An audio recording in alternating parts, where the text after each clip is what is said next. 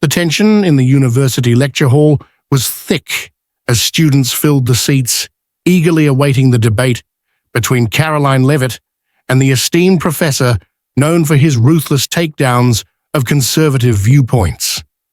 The air buzzed with an almost theatrical anticipation. Some students smirked, expecting another intellectual slaughter, while others sat stiffly, wary of what was to come. As Karoline took her seat, the professor, an aging academic with decades of experience, leaned back with a smug grin. He had seen young conservatives like her before, and in his mind, she was just another easy target. With a condescending chuckle, he launched into his opening statement, belittling Karoline's credentials, dismissing her ideas as outdated, and suggesting that people like her had no place in serious intellectual circles. The crowd erupted with laughter, emboldened by his confidence. But Karoline remained unfazed. She adjusted the microphone, took a steady breath, and prepared to speak. The room, once filled with laughter, now teetered on the edge of silence. And the moment she opened her mouth, the entire atmosphere shifted. Before we get started, let us know where you're watching from in the comments. Now let's get started. The professor leaned forward, smirking as he adjusted his glasses.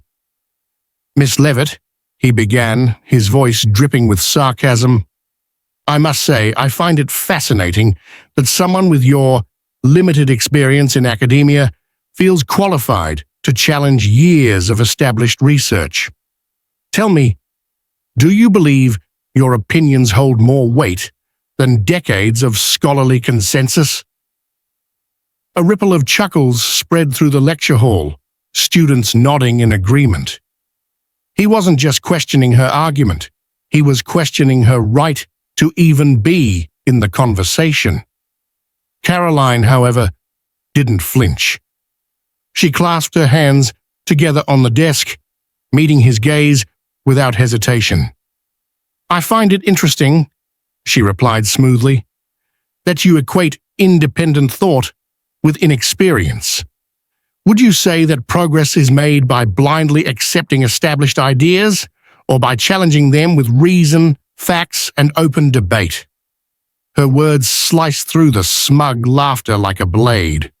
The professor's smirk faltered for just a moment, but he quickly recovered.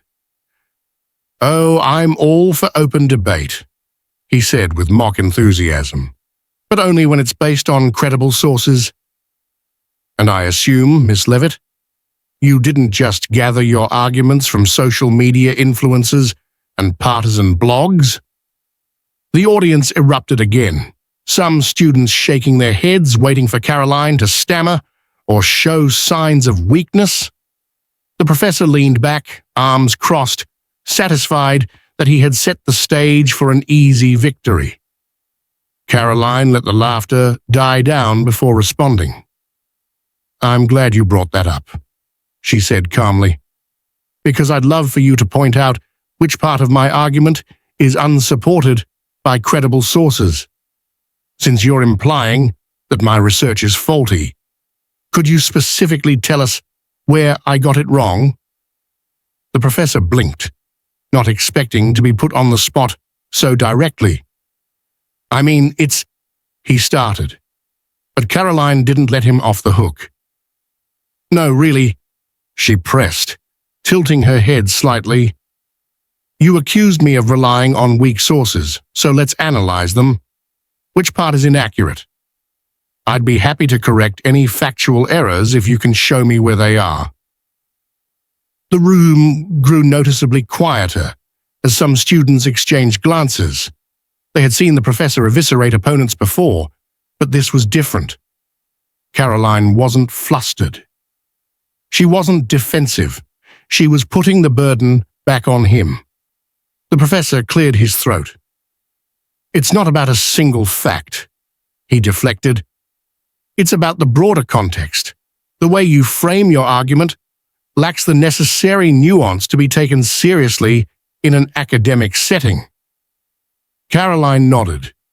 So if my argument lacks nuance, you should have no trouble pointing out its flaws.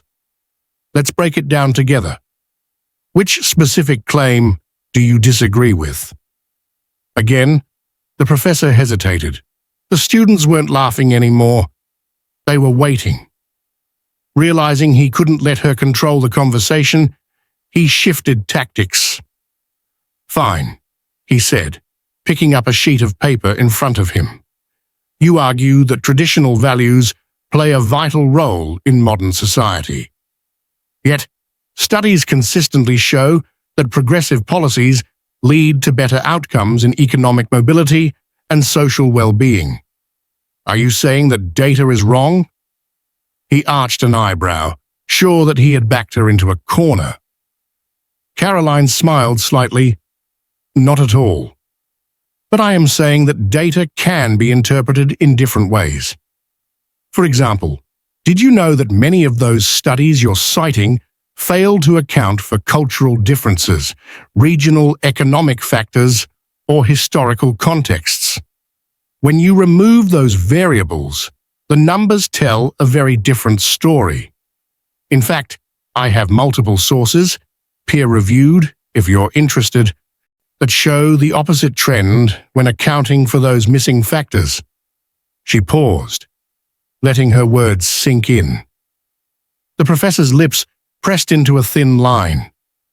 I'd have to review your sources to verify that claim. Absolutely, Karoline agreed, and I'll be happy to provide them after this discussion. But it's interesting, isn't it?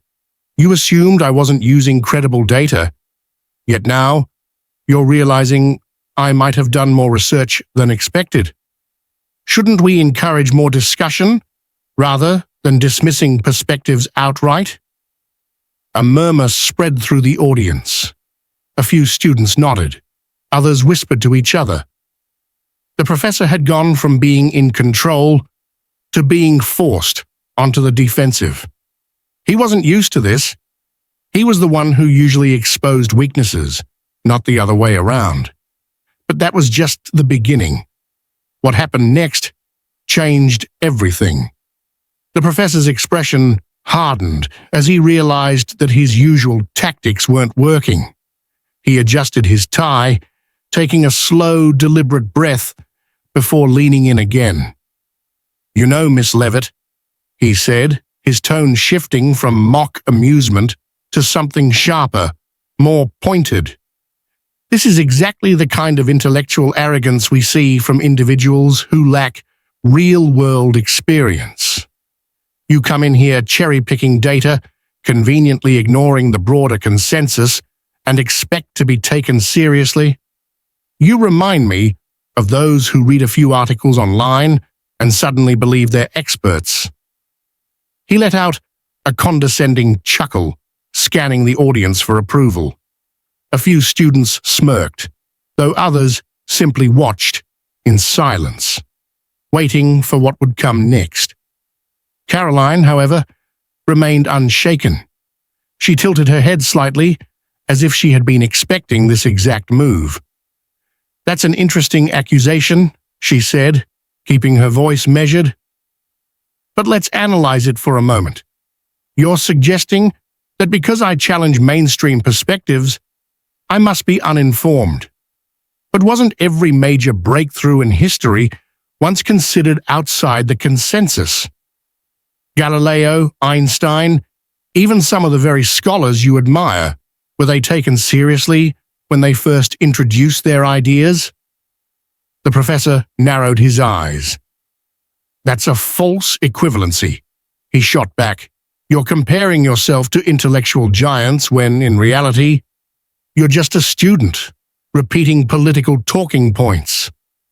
His voice was laced with derision now, hoping to provoke a reaction. And let's be honest, your background plays a role here. You grew up in privilege, didn't you? What do you really know about the struggles and realities that shape the policies you claim to understand? A few gasps rippled through the audience. He had just taken the debate into personal territory, something that signaled desperation more than confidence. Karoline could feel the shift in the room, but instead of reacting emotionally, she took a breath, nodding slowly. So now the argument isn't about facts or logic, it's about identity, she asked. Interesting. I thought we were discussing ideas, but it seems like when the argument gets tough, the strategy is to attack the person instead. She leaned forward slightly, her gaze locked on the professor's. If my background disqualifies me from having a valid opinion, does yours disqualify you as well? After all, academia has long been criticized for being out of touch with everyday realities. Shouldn't we apply the same scrutiny to both sides? The professor's jaw tensed. A few students murmured in agreement, while others exchanged glances.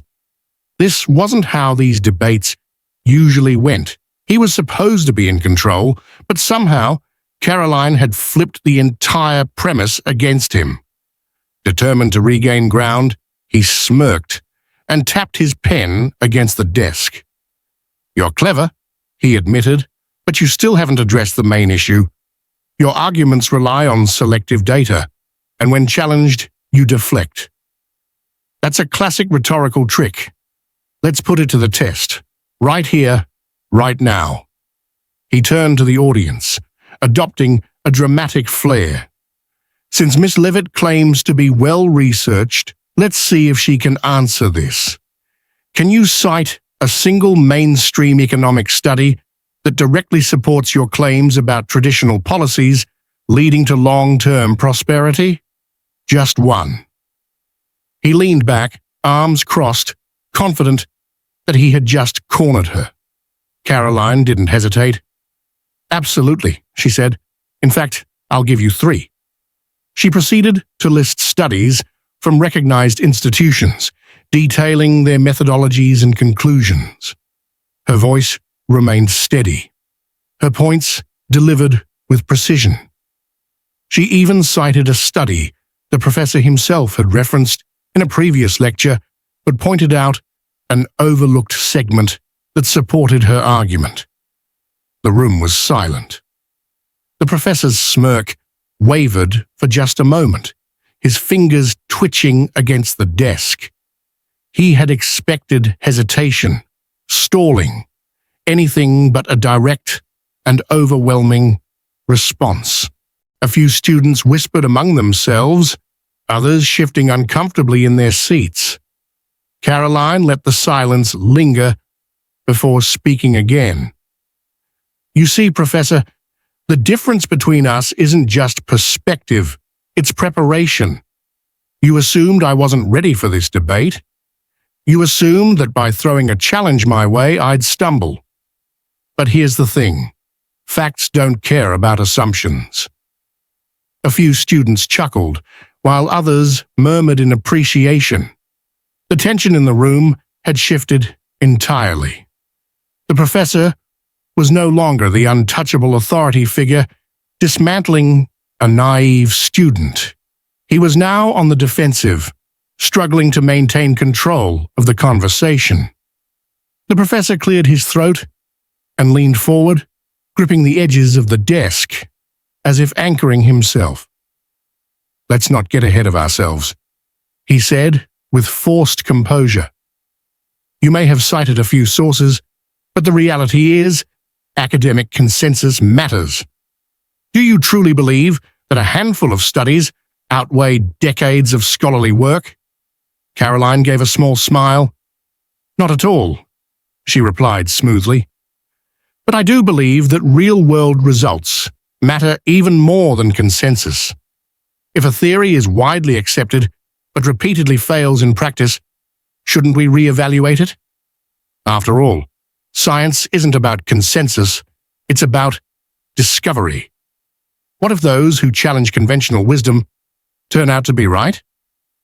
A murmur spread through the audience again. The professor's shoulders stiffened.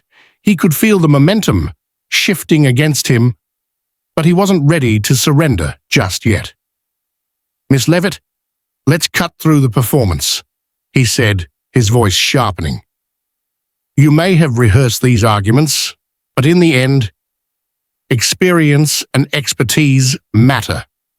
You're still a student. And with all due respect, you don't have the credentials to challenge someone who has spent a lifetime studying these issues. A few students nodded, but others hesitated. The appeal to authority was a classic tactic, but in this case, it felt more like an evasion than a solid counter-argument. Karoline let the moment breathe before responding. That's an interesting point, she said, her voice thoughtful. You're saying that only those with credentials should be taken seriously. But history shows us that many of the greatest innovations and disruptions didn't come from those at the top. They came from those willing to ask the uncomfortable questions. Credentials can be earned, but critical thinking is a choice. More whispers ran through the audience. The professor exhaled sharply, tapping his fingers against the desk. His authority was slipping, and everyone in the room could see it. He opened his mouth as if to deliver another retort, but Karoline wasn't finished. I respect your experience, Professor, she continued, but experience alone doesn't make someone right. And dismissing ideas simply because they come from outside the establishment, well, that's not intellectualism, that's gatekeeping. Silence. A few students exchanged glances, and then slowly, a few heads nodded in agreement. The shift was undeniable. The professor clenched his jaw. He had expected a quick, decisive takedown of an overconfident student. Instead, he found himself struggling to keep control of the conversation. And that was when he made his biggest mistake yet. The professor leaned back, a slow, knowing smirk curling at the edges of his lips. He adjusted his glasses, tapping a finger against the desk in a rhythmic pattern, as if savoring the moment. The battle had gone on longer than expected, but now he had his winning move. All right, Miss Leavitt, he said, voice laced with the smug confidence of someone who believed they were about to deliver a knockout blow. Since you're so certain of your arguments, let's see how well you handle something a bit more advanced. The room stilled.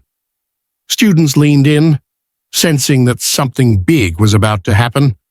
The professor wasn't just continuing the debate, he was setting a trap. Let's say, he began, folding his hands, that you are placed in charge of designing an economic model for a post-industrial society. The catch? You must balance high growth, minimal taxation, and maximum public welfare, all without increasing inflation, deficit spending, or corporate monopolization. His smirk deepened. Go ahead. Give me a step-by-step policy proposal. Right now. A few chuckles rippled through the audience. The request was absurd. Even veteran economists would struggle to answer a question that complex on the spot. It was a classic intellectual trap. Demand an impossible hyper-specific answer, then mock the other person when they fail to deliver. The professor leaned forward, waiting for Karoline to stammer, hesitate, or flail for an escape. But she didn't. Instead, Karoline merely tilted her head, studying him, with an almost amused expression. So let me get this straight, she said slowly, her tone as calm as ever. You want me to devise a fully functional economic framework, one that balances all competing interests, in the next 60 seconds? The professor's smirk faltered just slightly, but he recovered quickly. Well, surely if your principles are as sound as you claim, you should at least have a coherent outline, he pressed. After all, great ideas hold up under scrutiny. Isn't that what you were just arguing? A few students snickered, while others watched Karoline closely, curious to see how she would respond. This was the moment where most people would crack under pressure, scramble for words, admit defeat, or try to deflect. But Karoline did none of those things. Instead, she leaned forward, matching the professor's gaze with unwavering confidence. "Let's talk about scrutiny then," she said smoothly, "because what you've just done is not an intellectual challenge, it's an illusion of one." The professor blinked. "Excuse me?" Karoline gestured toward the audience. "What you just asked me to do, construct an entire economic model in real time, isn't a fair debate tactic. It's a trap. You didn't ask for a reasonable response. You asked for something designed to be impossible.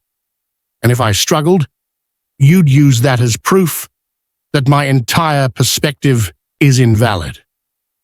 The murmurs in the audience grew louder. The professor opened his mouth to interrupt, but Karoline held up a hand, continuing before he could regain control. "But here's where you made a mistake," she said, her voice carrying through the room. "The true test of an argument isn't whether someone can construct an entire system on the spot. It's whether their principles hold up under analysis." She paused for a beat, then smiled slightly. "And yours don't." The professor stiffened. "And what exactly is that supposed to mean?" Karoline's eyes gleamed. "It means I'll answer your challenge, but on equal terms. If I provide an economic framework that meets your criteria, will you be willing to answer a similar challenge, one that puts your own beliefs to the test?" The audience let out a collective "ooh." The professor hesitated. He had never expected Karoline to push back like this, but he couldn't refuse now, not without looking like he was avoiding scrutiny himself. "Fine," he said grudgingly. "Proceed." Karoline nodded. "All right, let's break this down. First, you've framed this as an impossible dilemma, one where balancing growth, taxation, and public welfare simultaneously is unachievable. But in reality, many models have successfully done so. Singapore, for example, has maintained low taxes while ensuring public services through strategic economic policies. She continued, outlining a step-by-step approach that incorporated free market incentives, responsible government spending, and historical case studies of nations that had found equilibrium. She wasn't just throwing out buzzwords, she was explaining with specific details how such a system could be built. And the longer she spoke, the more the smirk faded from the professor's face. By the time she finished, the audience was silent. The trap had been set for her, but instead she had picked it apart piece by piece and turned it against him. Then she leaned back, crossing her arms. "Your turn, Professor." He frowned. "Excuse me?" "You agreed to take on a challenge in return," she reminded him. "So here it is. Can you name a single instance in history where central planning, high taxation, and heavy government control led to long-term economic prosperity without unintended consequences?" The professor stiffened. A few students laughed under their breath. The question mirrored the one he had asked her. Broad, difficult, and demanding historical evidence on the spot. Seconds passed. The professor shifted uncomfortably. His mouth opened, then closed. He knew the flaws in the systems he had defended. He knew there wasn't a clean, perfect answer. Finally, he exhaled sharply, shaking his head. "That's not how this works," he muttered. Karoline raised an eyebrow. "Oh? Why not?" More laughter. The audience had caught on. The professor had tried to trap her with an impossible question.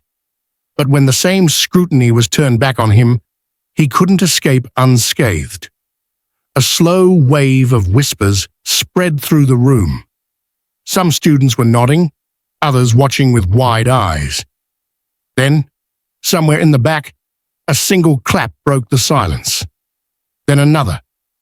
And then, suddenly, the room erupted into applause. The professor clenched his jaw, clearly fuming, but unable to respond. He had walked into his own trap, and now everyone knew it.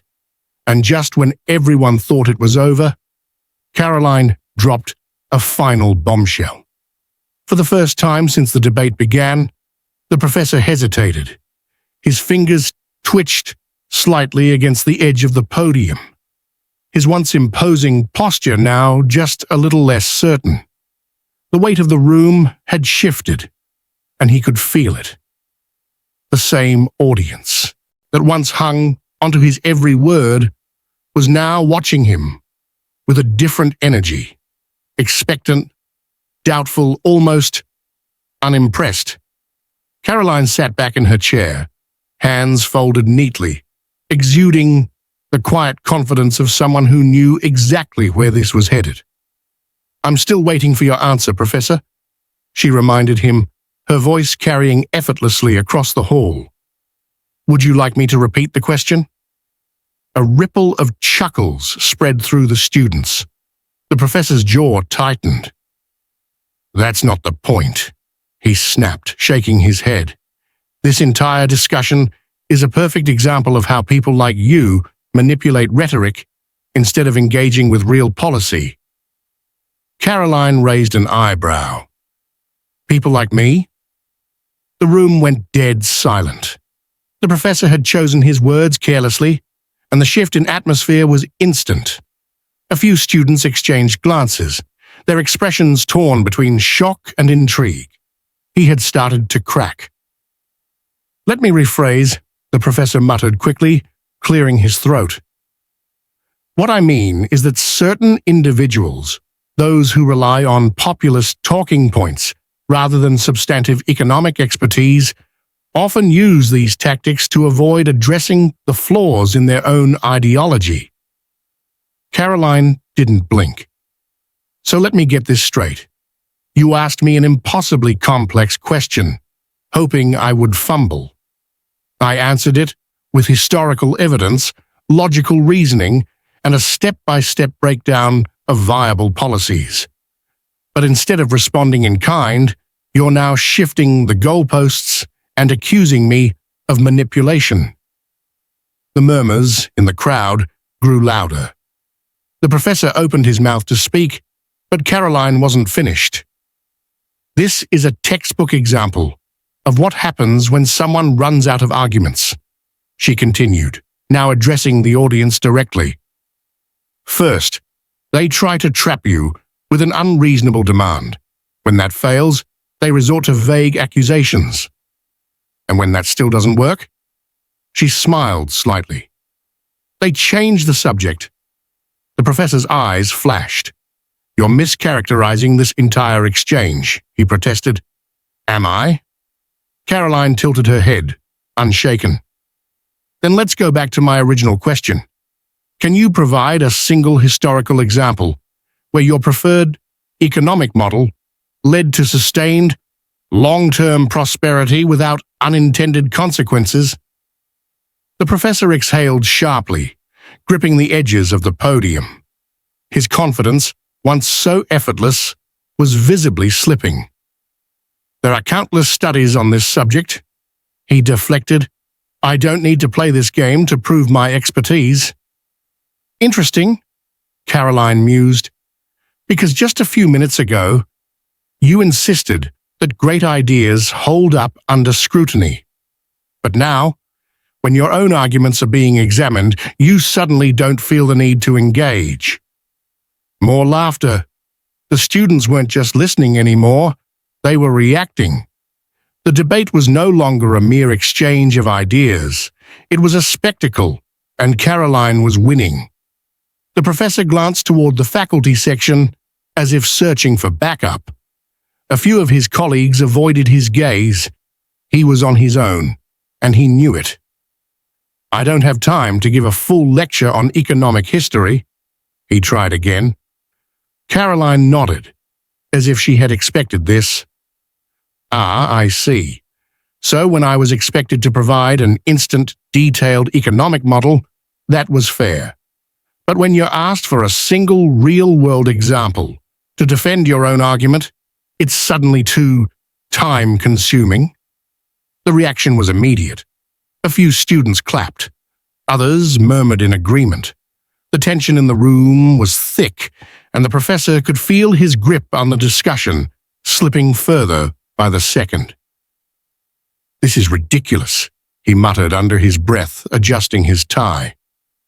"What's ridiculous," Karoline countered smoothly, "is that instead of engaging in an honest debate, you're now resorting to frustration because your usual tactics didn't work." The professor's lips pressed into a thin line. "I am simply pointing out that economics isn't as simple as sound bites and theatrics." Karoline's smile didn't waver. "I agree, which is why I came prepared with research, historical evidence, and policy examples.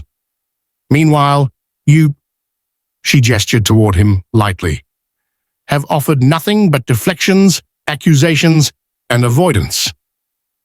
Another ripple of applause broke out, stronger this time. The professor's ears burned. "This isn't a popularity contest," he snapped. "Of course not," Karoline agreed, her voice unshaken. "It's about facts. And the fact is, when challenged to provide evidence for your claims, you refused." More murmurs.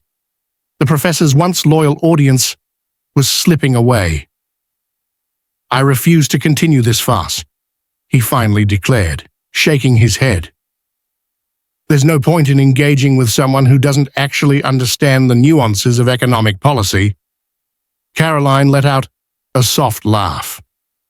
Translation: "I'm losing this debate, so I'd rather walk away than admit it." The students erupted into cheers. The professor's face darkened, but the final moment of truth was still to come. The professor's smirk had faded. The confidence he had wielded so effortlessly at the beginning of the debate was now a brittle mask, cracking under the weight of his own miscalculations. His fingers tightened around the podium, his gaze flickering from Karoline to the restless audience. He had misjudged this, but he wasn't done yet. He let out a breathy chuckle, shaking his head as if the entire discussion was some grand, tiresome joke. "You know," he said, his tone dripping with forced amusement, "this entire conversation has been nothing more than performative argumentation. I've humored it long enough, but let's be honest. This isn't a serious academic debate." His words carried the desperate ring of someone trying to reframe a losing battle. He wasn't refuting her arguments anymore. He was dismissing the conversation altogether. A classic move when someone had run out of defenses. Karoline didn't move. She remained perfectly still, her expression unreadable. She didn't need to rush. "The real issue," the professor continued, straightening his shoulders, "isn't policy, history, or economics. It's the fact that we now live in an age where social media pseudo-intellectuals think they can challenge decades of scholarship with a few cherry-picked sound bites." There it was, his last play.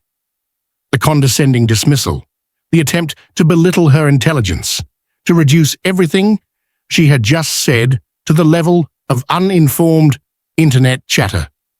He smirked again, nodding to the audience as if he had just unraveled the entire debate with that single statement. "And that," he added, his voice thick with condescension, "is exactly why these conversations are ultimately meaningless." The murmurs started. This time, however, they weren't in his favor. Karoline's lips curved into the faintest of smiles. She had been waiting for this. "So let me get this straight," she said, her voice calm but cutting through the room with the precision of a scalpel. A tenured professor standing in front of a packed auditorium, willingly engaging in a debate he himself accepted, is now claiming that this discussion is beneath him? A small ripple of laughter moved through the crowd. She tilted her head slightly, her tone measured, but relentless. That's an interesting strategy. When the debate started, you were eager to prove your superiority. You mocked my position, tried to trap me with misleading questions, and even moved the goalposts when your arguments didn't hold up. But now that the audience is seeing through it, you suddenly want to pretend the conversation never mattered? The professor's smirk twitched. Karoline gestured toward the students in the audience.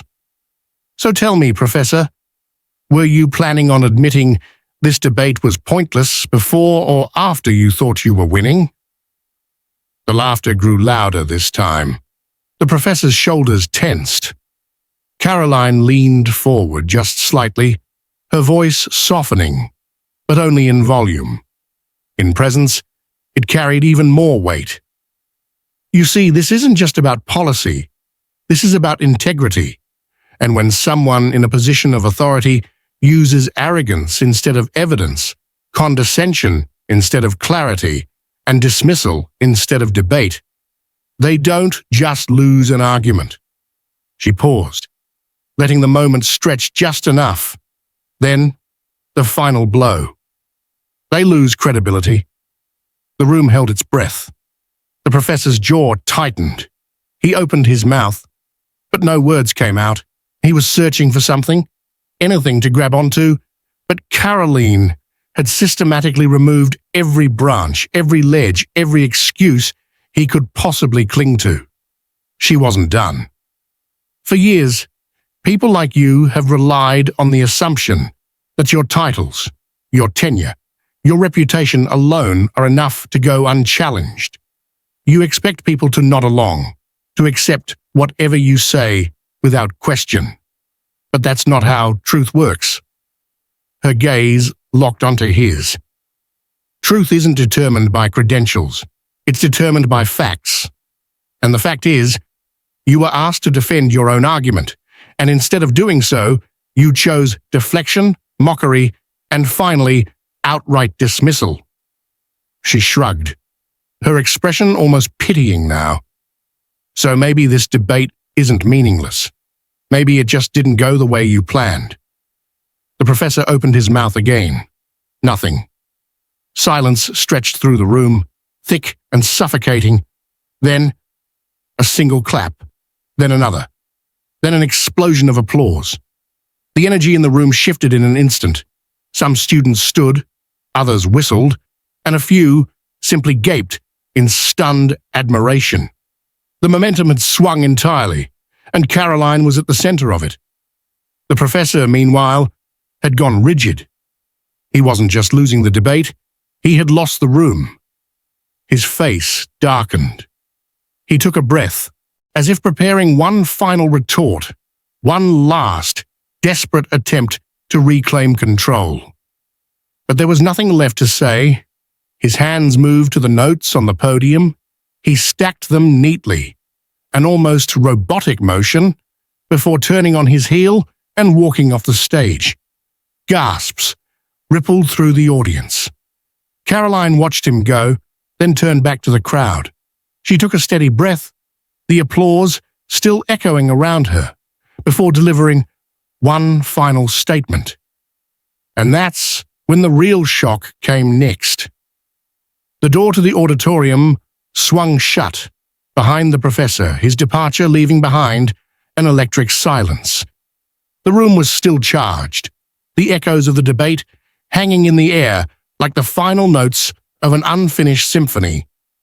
Karoline stood, motionless at the podium, watching as the reality of what had just happened settled over the audience.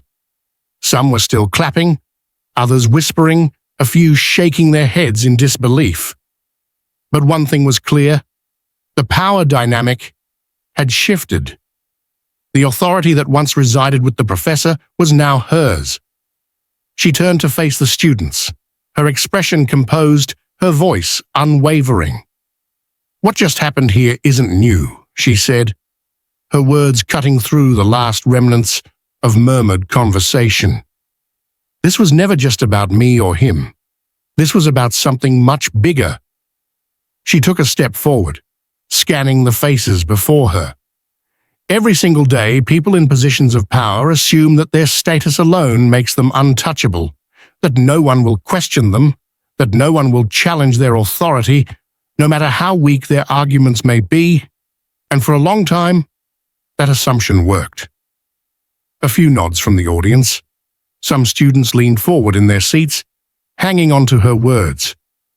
"But today," she continued, her voice steady, "we saw something different. We saw what happens when someone refuses to be intimidated by a title, refuses to be silenced by arrogance, refuses to accept something as truth simply because an expert says so." She let the weight of those words settle before delivering the core of her message. In the end, intelligence, merit, and truth always rise above arrogance and manipulation. Silence. The kind of silence that meant people were thinking, processing. She took another step forward. But the question isn't about what happened here today. The question is, what happens next? Because right now, at this very moment, there are countless people sitting in classrooms, boardrooms, and public spaces being told to sit down, to stop questioning, to simply accept what they're being told. Her gaze swept across the room. And the real test isn't whether or not you agree with me. The real test is, what will you do the next time you see something like this happen? More whispers. A few exchanged glances.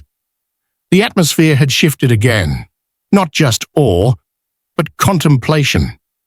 She folded her hands in front of her. Maybe you'll stay quiet. Maybe you'll decide it's not worth the fight. Maybe you'll convince yourself that someone else will speak up, so you don't have to. Then, her voice dropped, her next words slicing through the air like a blade. Or maybe you'll realize that if you don't stand up for truth, no one else will. That landed. The audience was utterly still. Not a single distraction. No rustling papers, no side conversations, just the weight of her words sinking into the minds of those who had just witnessed something unforgettable. Then, a single voice broke the silence. "So what now?"